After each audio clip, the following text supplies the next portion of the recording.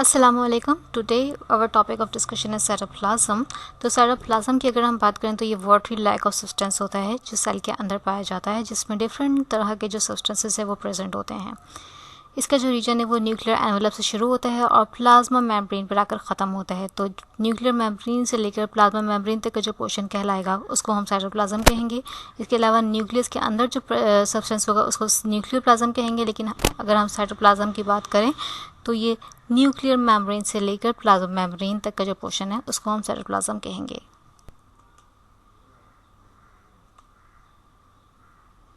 तो अगर हम साइटोप्लाज्म के कंपोनेंट्स की बात करें तो उसमें एक तो आ जाता है cytoskeleton along with tubules, along with proteins. तो प्रोटीन्स में माइक्रोट्यूब्यूल्स एक्सेट्रा वगैरह आ जाती हैं। तो ये जो मोटर प्रोटीन्स इसमें प्रेजेंट होती हैं ये बेसिकली सेल की मूवमेंट में मदद कर रही होती हैं, यानी कि अंदर के जो जितना भी मैकेनिज्म है उसकी मूवमेंट में और सेल की शेप को प्रोवाइड कर रही होती हैं।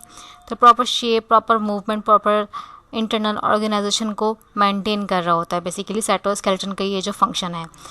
इसके अलावा अगर हम साइटोसोल की बात करें तो अगर हम साइटोप्लाज्म में से सेलुलर ऑर्गेनल्स को निकाल दें तो उस रीजन को हम कहेंगे cytosol. Basically watery like substance होता है। तो साइटोप्लाज्म में ओवरऑल 90% वाटर होता है और बाकी डिफरेंट चीज़ें होती हैं और अदर सब्सटेंसेस होते हैं। तो साइटोसोल के अंदर भी दो तरह के सोल्यूशन होते हैं, एक ट्रू सोल्यूशन होता है और एक कोलाइडल सोल्यूशन होता है। तो true solution is along with the soluble substances such as salt, ions and sugar. तो ट्रू सोल्यूशन एक प्रॉपर सोल्यूशन होता है जिसमें सॉल्यूट जो होते हैं वो कम्प्लीटली डिजॉल्व होते हैं और इसमें माइक्रो सब्सटेंसेस, माइक्रो मॉलिक्यूल्स जो है वो डिजॉल्व हुए होते हैं। जबकि कोलाइडल सोल्यूशन में जो है वो प्रॉपर तरीके से सॉल्यूट जो है वो डिजॉल्व नहीं हुए होते, वो सस्पेंडेड होते हैं बेसिकली, और ये लार्ज मॉलिक्यूल्स होते हैं लाइक प्रोटीन्स। तो कोलाइडल सोल्यूशन दो पार्ट्स में डिवाइड होता है, दो फॉर्म्स होती हैं इसकी भी। अगर हम बात करते हैं जेल पार्ट की तो कोलाइडल सोल्यूशन में जेल पार्ट उसको कहते हैं जो कि साइटोप्लाज्म के साइड वाला पार्ट होता है, यानी कि किनारे किनारे अगर हम इसको देखें तो ये एक बेसिकली मोर विस्कस फॉर्म में होता है, यानी कि जेल की फॉर्म में होता है। और अगर हम इसके अंदर के पार्ट की बात करते हैं तो जो अंदर वाला पार्ट होता है वो सोल कहलाता है, यानी कि लेस विस्कस फॉर्म में कहलाता है।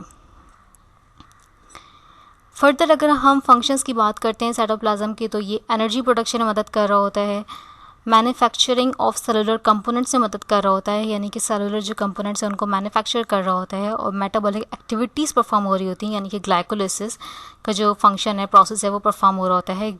ग्लाइकोलिसिस हो रही होती है, ग्लूकोज के जो मॉलिक्यूल्स होते हैं वो टूट रहे होते हैं और प्रोसेस हो रहा होता है आगे जाके पूरा।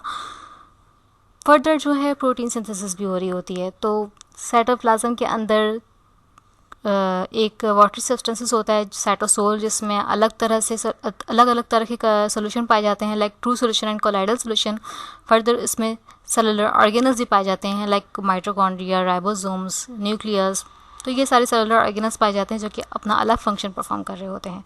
तो ये है ओवरऑल साइटोप्लाज्म का